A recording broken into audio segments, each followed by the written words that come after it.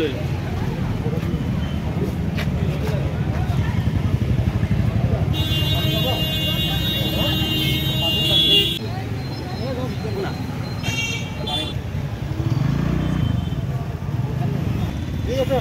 হনুমান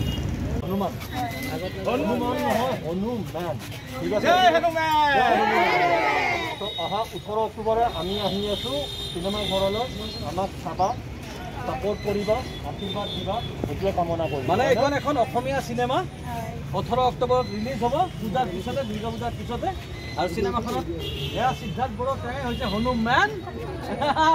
চাবৰ কাৰণে 18 অক্টোবৰ কাৰণে লাগিব এতিয়া দেখিব বঢ়িয়া এতিয়া কাৰণে আচ্ছা আমি সকলোৱে একেলগে কওঁ কি ক'ম জানা নাই তোমালোকে ক'বা হনুমান ক'বা স্পাইডাৰমেন সুপাৰমেন সকলোৰে বাপ